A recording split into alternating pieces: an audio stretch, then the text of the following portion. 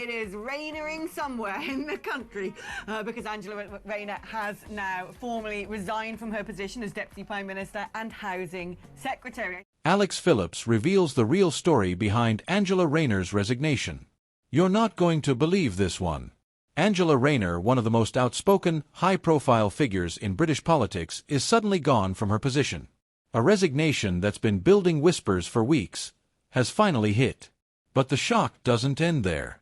Because just hours after the announcement, former MEP Alex Phillips stepped forward, pulling back the curtain on what really happened. And trust me, it's not the version Labour wanted the public to hear. This is the kind of twist that changes everything. While the headlines rushed to paint the picture of a personal decision and time for reflection, Phillips wasn't buying it. She told viewers across the UK that the resignation wasn't just about pressure or timing, it was about deep divisions within Labour, power struggles, and a growing storm that's been boiling behind closed doors. So, let's break down what really went down. Angela Rayner, now former deputy leader of the Labour Party, had been a rising star. Charismatic, fiery, unafraid to go toe-to-toe with anyone, from Conservative MPs to her own colleagues. For many grassroots Labour supporters, she was seen as a voice for the working class. The one who wouldn't just toe the party line, but challenge it when needed. But that same trait, that refusal to stay in her lane, made her dangerous inside her own party. Insiders have whispered for months that Keir Starmer and Rayner clashed repeatedly, not just over policy, but over direction, strategy, even leadership style. Starmer wanted discipline. Rayner wanted passion. And when those two visions collided, something had to give. Alex Phillips, in her sharp and unapologetic style, put it bluntly on air. This isn't just a resignation. This is an implosion. Rayner represented the beating heart of the party's working-class base. Removing her, whether forced or pressured, signals that Labour is choosing control over connection. Think about that. Control over connection.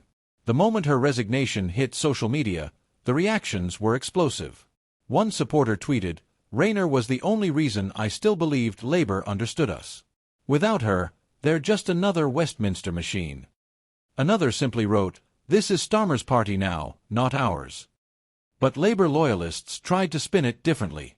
Senior MPs put out statements saying Rayner's decision was personal, that she needed to focus on family and step back from the spotlight. Yet, Phillips pointed out something that many noticed: the timing was suspicious. Just days before, reports surfaced of heated internal arguments. Just days before, Rayner had made comments that clashed with the official Labour message. Coincidence? Or coordinated timing? Now, here's where it gets even more fascinating. Phillips hinted that Rayner's resignation might not be the end of her story, but the beginning of a bigger one. Could this be the launchpad for a future leadership challenge? Could Rayner be positioning herself as an outsider ready to come back stronger, with the people's support rather than the party's approval? It wouldn't be the first time British politics has seen a so-called resignation become a stepping stone. Think about Boris Johnson walking away as Foreign Secretary, only to storm back as Prime Minister. Politics is never really about the end, it's about the comeback. But here's the danger for Labour.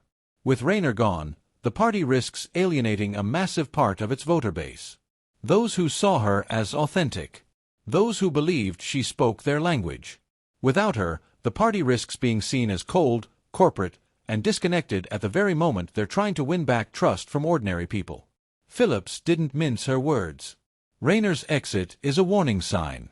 Labour might think this makes them stronger, more united. But in reality, they've silenced the one figure who gave them credibility outside of London. That gap won't go unnoticed by voters. And the public agrees. Calls into radio shows, comment sections on news sites, trending hashtags, it's all painting the same picture. People feel betrayed. They feel like the party isn't just losing a deputy leader, it's losing its soul. One Labour councillor reportedly told a local paper, "This is going to explode."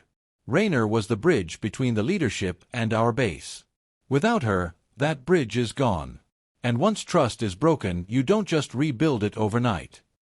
Let's not forget, this isn't happening in isolation.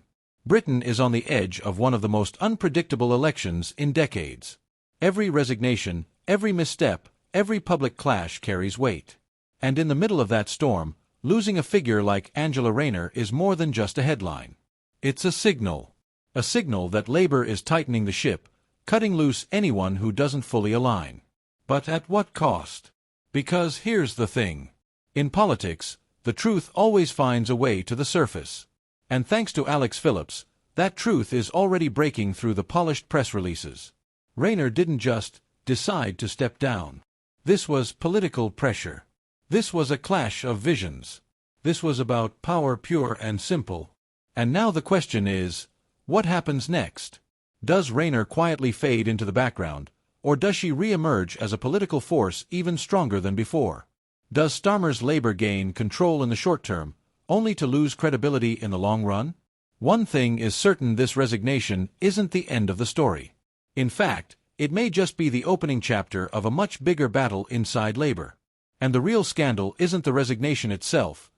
It's what it reveals about the state of British politics. The cracks. The divisions. The battle between heart and control. So watch closely. Because if Alex Phillips is right, this resignation is just the spark. The real fire is still to come.